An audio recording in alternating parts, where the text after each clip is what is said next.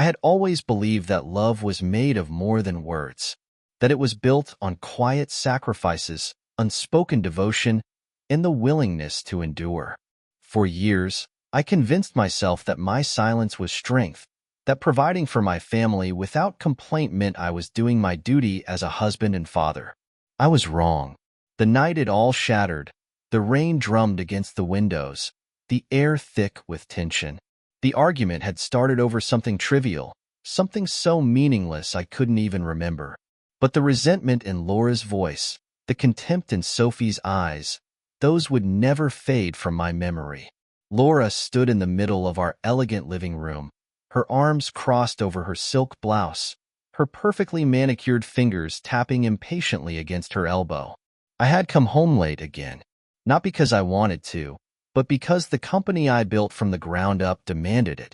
"You never listen, Ethan," she snapped, her blue eyes narrowing. "You're always working, always disappearing into that damn office of yours. What do you even do all day?" I opened my mouth, then closed it. What was the point? My daughter, my little girl who I had carried on my shoulders, who I had stayed up with during fevers, who I had quietly funded through her private school, ballet lessons, and weekend shopping sprees. The same daughter who now dismissed me with a single, careless sentence. Something inside me cracked. Laura, as if emboldened by Sophie's words, took a step closer, her voice turning sharper. "Honestly, Ethan, sometimes I wish you were dead. At least then, maybe we could move on without this ghost of a man haunting this house." The room went silent. The only sound was the rain pattering against the glass and the distant hum of traffic from outside. I looked at her, searching for any sign that she regretted what she had just said. But there was none. Just cold anger, frustration, maybe even disgust. I felt hollow. Not angry, not sad, just empty. For years, I had stayed, endured, believed that love meant weathering storms. But standing there, in the house I had built, hearing the woman I had loved and the daughter I had raised tell me I was nothing, I realized something. I was done. I didn't respond, didn't defend myself. I simply turned, walked up the stairs, and grabbed a suitcase from the closet. The sound of the zipper echoed in the stillness of the bedroom as I packed. Not much, just enough. A few clothes, my passport, my laptop. Downstairs, Laura called out, her voice laced with irritation. "What are you doing?" I didn't answer. Sophie didn't even look up from her phone. By the time I walked out the front door, neither of them had stopped me. The city lights blurred past as I drove.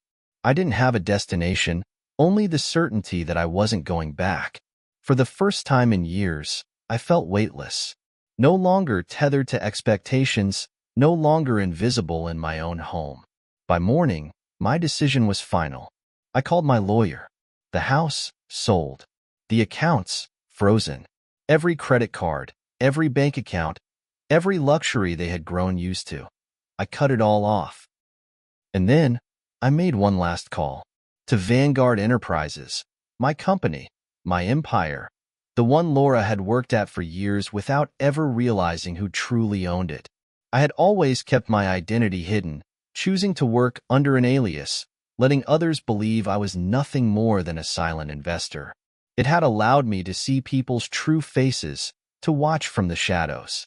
Now, I would use that same anonymity to rewrite the story. By mid-morning, the call started. Laura, Sophie, again, again, again. I didn't answer. They had wanted me gone. So now, I was. And the world they once knew was about to crumble. They say power is best wielded in silence. I used to believe that silence meant sacrifice, staying in the shadows for the good of my family. But now, my silence carries a different weight. It's the sound of consequences. As the sun rose over the city, I sat in a penthouse suite, one of several properties I owned but never needed. The skyline stretched before me, glass and steel glittering in the morning light. On the table beside me, my phone buzzed with Laura's calls. 32 missed calls. Sophie, 9. Messages poured in, each more frantic than the last. I didn't respond. Instead, I opened my laptop and logged into Vanguard Enterprises' internal. Under him, Laura wouldn't have the luxury of long coffee breaks or late arrivals. She would learn the true cost of complacency. A reply pinged back within seconds. Understood, Mr. Vale. I closed the chat and switched to the finance department. With a few keystrokes, I canceled Laura's corporate bonuses and revoked her expense account privileges. Next, Sophie. I opened the account for Ridgeview Academy, the elite private school Sophie attended, a place where status mattered more than academics. Her tuition, which I had paid quietly every semester, was overdue. With a single click, I rescinded the automatic payments and flagged the account for non-payment. A few more clicks, and I saw the ripple effect begin. Their joint bank account, frozen. Credit cards, declined. Savings, wiped. The trust fund I had built in Sophie's name, locked. And then I waited. The first signs of their unraveling came by noon. My phone lit up with a message from Sophie. Dad, the school office just pulled me out of class. They said my tuition isn't paid. What's going on? I didn't reply. Seconds later, another. They're talking about expelling me. Is this a mistake? Mistake? No. A lesson. Then came Laura's call. I let it ring out. Moments later, a voicemail. Ethan, what the hell is happening? I just tried to buy coffee, and my card was declined. The bank says our accounts are frozen. What did you do? What did I do? No, Laura. What did you do? By late afternoon, desperation set in.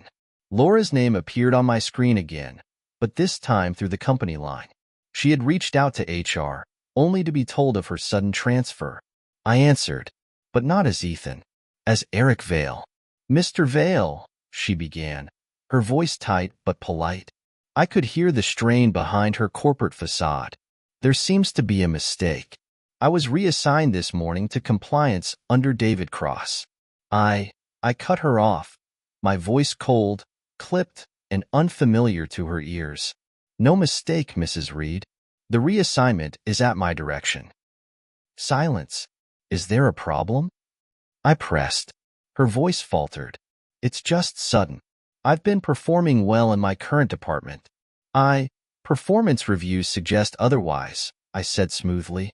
Besides, I believe a challenge will be enlightening for you. I let the word hang. She cleared her throat, her professional mask slipping. Mr. Vale, with all due respect, this seems punitive. I've given years to this company. Can you reconsider?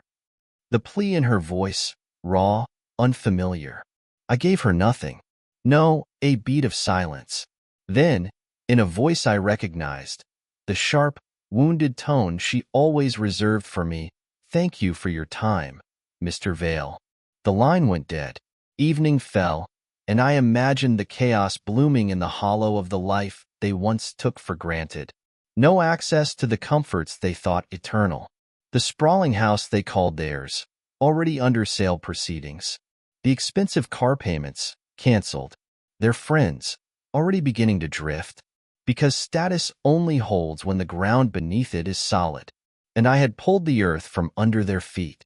I scrolled through more messages. Sophie's anger replaced her confusion. Dad, you blocked everything? My card's not working. How could you do this? Laura's anger was hotter, her texts flashing one after another. Ethan, you selfish bastard. This is your family. Come back. Explain this. Now. But what was there to explain? They had said it themselves. What was I worth to them? Nothing. I closed my eyes, and for a moment, I felt the flicker of something. Was it guilt? No, not guilt. Something sharper. Grief. Grief for the years I spent unseen. For the man I became, molded by their indifference. I had given them everything but myself. That man, the invisible provider, the silent servant, was gone. I had taken off my mask. But this was far from the end. This was only the beginning. Regret is a slow, creeping thing. It doesn't crash down all at once. It seeps, it gnaws. And tonight, as I watched from the shadows of their unraveling world, I felt its cold fingers brush them for the first time. Laura was a shell of the woman I once knew. I saw it through the surveillance feeds, my own private window into their reality. Cameras discreetly placed through the property I still technically owned. She staggered through the front door, heels clicking hollowly against the wooden floors. It was past midnight. She dropped her purse without care, collapsing onto the couch with a sigh so heavy it felt like her soul was spilling out. Her once pristine suit was wrinkled, a coffee stain marking her blouse. David Cross's signature brand of cruelty, no doubt. I'd seen the reports. He worked her like a mule. And then, softly, too softly for anyone but the microphone hidden in the lamp to catch, I heard her whisper, "Ethan, where are you?" My breath caught. There was no anger in her voice, no venom, only exhaustion, and something I hadn't heard from her in years. Longing. Sophie's anger didn't burn as hot as Laura's, it simmered. But even fires that simmer can destroy. I saw it in her eyes when she stormed into the living room, her backpack slamming against the floor. "Is Dad really gone forever?" she blurted, her voice cracking in places she didn't intend. I didn't mean what I said. Laura's eyes, sunken and weary, lifted to meet her daughter's. "I don't know, Sophie," she answered, and her voice trembled. "I don't know anything anymore." The distance between them, once filled with luxury and distractions, now sat raw and empty. And in that emptiness, something unexpected grew. Connection. Desperation has a way of humbling even the proudest souls. The credit cards were dead. The bank accounts, frozen. Sophie's friends, once plentiful, evaporated like morning mist. Invitations stopped coming. Social media went silent. She was no longer the girl with designer sneakers and weekend getaways. She was just another broke kid with problems. I watched her scroll through her phone, the corners of her lips tight with humiliation as her old friends posted pictures from the places she used to frequent. She tossed the phone aside with a frustrated huff. But the next day, she did something I hadn't expected. She went to work. It was a dingy little coffee shop. Not the kind of place Sophie would have ever stepped into, let alone worked at. I found the listing online, part-time, minimum wage. She took it. I watched her first shift. She fumbled with the register, her polished nails tapping anxiously on the keys. Her first latte foamed over. A customer yelled at her for taking too long. Her cheeks flushed, and I saw the Sophie I remembered, the girl who never liked to lose. She clenched her jaw and tried again. No trust fund, no privilege. One night, Sophie broke the silence. "Mom, do you think Dad's watching us? I mean, do you think he knows what's happening? That nothing you spoke of kept your world alive." I could see the cracks forming in her. Her knees faltered, her chest heaving as tears, real ones, broke free. She tried to step forward, reaching toward me like the past could be undone with a touch. "Ethan," her voice cracked, a whisper drenched in sorrow. I didn't mean it. Please, you have to believe me." I felt the heat of my pulse, the anger still fresh, still raw. But beneath it, something else, something more dangerous. Memory. I remembered the nights I worked late, building this empire from nothing. I remembered coming home to cold meals and colder shoulders. And then, that night, "I wish you were dead," she'd spat. "You're good for nothing," Sophie had added, her voice young but sharp enough to pierce through bone. That night had burned me alive. And from the ashes, I rose. Laura's knees buckled, but she caught herself. "Ethan," I was angry. The one I taught to ride a bike. The one whose scraped knees I kissed, and whose tears I had always chased away. Now, she was the one crying. And I was the nightmare. I turned to them both, my wife, my daughter, the two who had cut me deepest. "Do you feel it now?" I asked, my voice low but laced with the storm. "The emptiness? The helplessness? That's what I felt when you erased me with your words." I looked directly into Sophie's shattered eyes. "Good for nothing," I echoed, the words searing from my lips. "You didn't just hurt me, you defined me." Sophie's voice, broken and small, barely held. I was stupid, Dad. I didn't understand. I was wrong. Her knees hit the floor, her hands gripping the carpet like it could hold her together. But please come back. Laura crumbled beside her, sobbing, her pride reduced to ash. Ethan, she shook her head, her voice lost in the quakes of her chest. I lost sight of everything, of you. But I swear, you were always my everything, even when I failed to show it. The room fell to silence, but it wasn't empty. It was full of pain, of ruin, of truth. My hands, clenched tight for so long, loosened, just slightly. I felt the tremor, the war inside me. To punish, to forgive, to walk away forever. I had taken their world, but what if I had taken my own along with it? I met Sophie's eyes, her soul bare and bleeding. Words, I said, my voice quieter now, are weapons. You never know how deep they cut, until you're the one bleeding. Her lips trembled. I know, and I'm sorry, Dad. And Laura, her face streaked, her pride shattered, whispered the only words that mattered. Can you ever forgive me?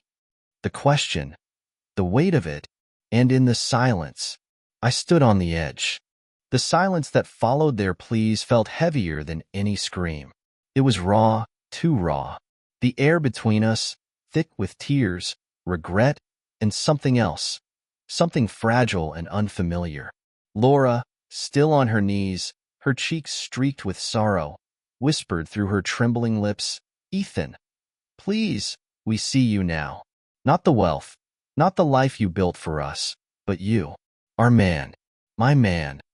Her voice cracked on the last word, and I felt something shift, like a fortress wall groaning under pressure, ready to collapse. And Sophie, my little girl, stripped of all the teenage arrogance that once laced her tongue. Her voice broke me more than anything. You are everything, Dad. Her lip quivered, and her eyes, those same eyes I had seen wide with wonder as a child, pleaded, please, come home. I felt it, the war inside me, the cold, hard armor I had forged from their betrayal clashing against the undeniable, unbearable ache of love. For months, I had been a phantom, a shadow pulling their strings from behind a curtain. I had taken everything from them, not out of spite, but out of something deeper, hunger. A hunger for them to see me, not as a provider, not as a bank account, but as a man, a husband, a father. I searched their faces, Laura's, Sophie's, looking for something. Truth. Not the truth they spoke, but the truth in their eyes. And I found it. Shattered. Raw. But real. I felt my chest rise with a breath that carried the weight of everything I had buried. My voice, rough and frayed, finally broke the silence. I never wanted revenge, I said softly. I wanted you to see me for who I was.